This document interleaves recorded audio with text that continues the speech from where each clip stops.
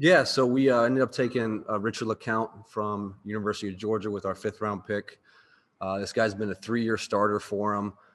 Comes from a really small town, Riceboro, Georgia. Highly recruited out of high school. Graduated early, and came and started contributing immediately. Has played both the field safety and the boundary safety. Played under a really good head coach in Kirby Smart, defensive-minded coach. So.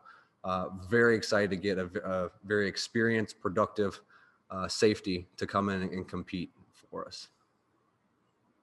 Excellent. Thank you, Colton. Our first question goes to Dan Lobby. Hey, Colton, you mentioned the highly recruited part. When you're kind of looking at these guys and digging into them, do you take that into account, and how much when a guy is, highly rated and highly recruited like that? I think it's just a small piece of the puzzle. I think the majority of the evaluation and what you look at is the tape that he puts out, year after year. So it's really almost just like a starting point for us, Dan. And then from there, it's up to the player what he puts on tape to where you kind of see him valued at the end of his college career.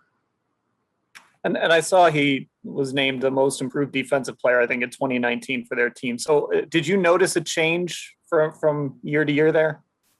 Yeah, he was obviously behind a pretty talented group of safeties and secondary players at Georgia. But every year he got more playing time, and every year he proved himself to be a guy that could make plays in the back end there. So you definitely saw him take a jump. I think the biggest jump really was that 2019 season where he was a full-time starter opposite of J.R. Reed. And it was something that, especially looking at him in the summer before this year started, really kind of excited you and wanted to make you watch a little bit more this year to see how he could almost build on that progression moving forward for his last year there. Thank you. Thanks, Dan. Tom Withers has our next question. Thanks, Rob. Hey, Colton, thanks for the time. I did see that he had a unfortunate off the field injury last year with a motorcycle accident. Has he fully recovered, I would assume? So he is, Tom. Yeah, it was pretty scary. He was coming home from a game and just wrong place, wrong time, and he was I'm pretty sure he was in the hospital for a brief stint. So he was able to return. They had him suit up for the Cincinnati game and their bowl game, and he was able to take a few snaps in their victory formation there, and then did a full workout for us at his pro day in the spring. So we're assuming that he's 100% ready to go. Hit the ground running once we get him on campus here. Gotcha. Would you describe him is he a prototypical safety, or is he a little bit more of a kind of hybrid, do many more things, kind of like the guys you already have? Yeah. When I watch him, Tom, he's a guy that plays really well in the post as more of a free safety type, excellent coverage skills, especially in zone. He plays with great eyes and anticipation and sees the field really well. I think that the best thing that he does is play zone coverage versus the pass. But you'll see some of his highlights. He'll come down in a hurry and support the run. And he looks to run through you as a tackler, which was surprising, not being, a bigger guy that's like some of the guys we have on campus here. But it's exciting to see him both in the run and the pass game and what he can offer for us. Thank you. Thanks, Tom. Jeff Shadell, go to you. Hey, Colton, at this point in the draft, especially, how much do you project a safety like him helping you guys out on special teams, on coverage? I think that's always something you want in a prospect, especially, on day 3. But we kind of expect all of our guys to play on special teams. And I don't think it's, our first rounders won't, our second rounders will, that type of deal. But he has a special teams history in college.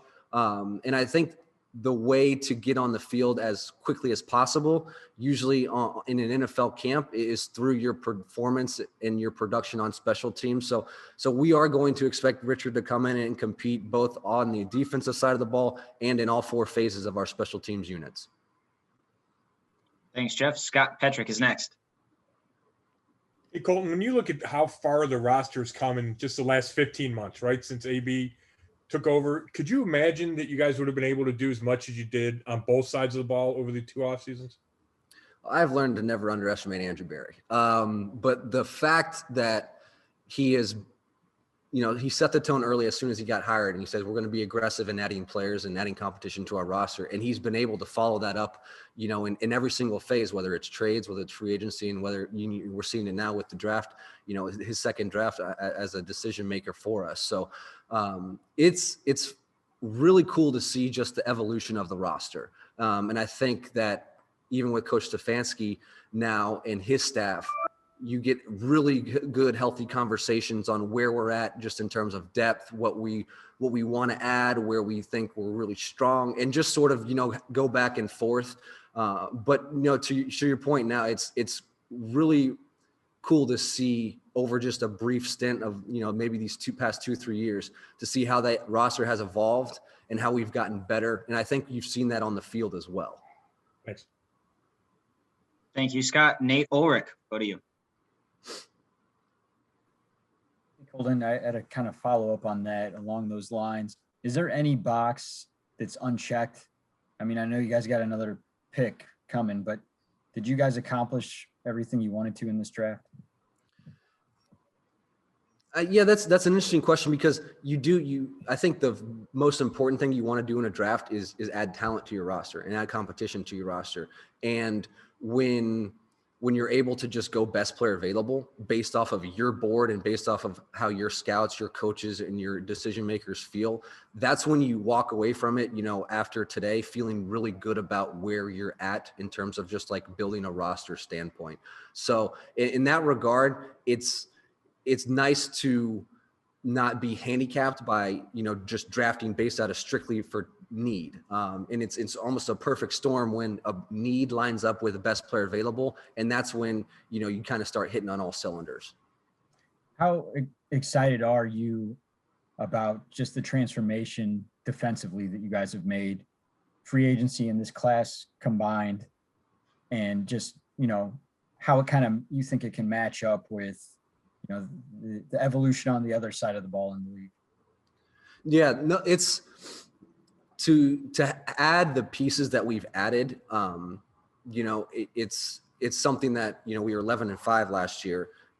We're trying to improve upon that, and it's, we are trying to beat, other teams in our division, other teams in our conference and make that extra playoff push, but we're really just building on something that we think is pretty special in this building right now.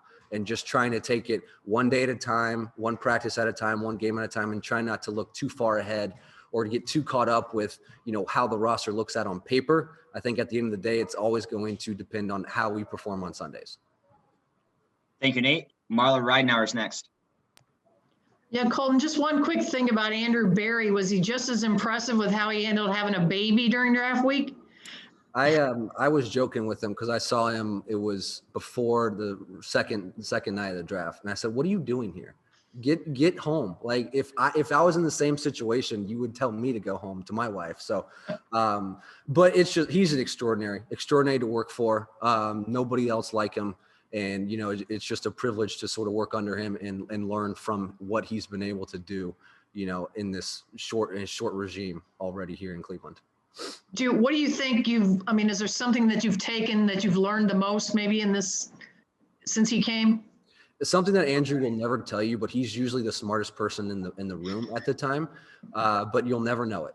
And he'll absorb all of the comments, and then he'll be able to summarize it and then almost feed it back to you and then pose any questions that he might still have. And in terms of just the amount of information and everything on his plate, the fact that he's able to do that on a consistent basis and do it in the very calm demeanor that you see day to day, like that's just who Andrew is. So it's really, really impressive to sit back and watch that.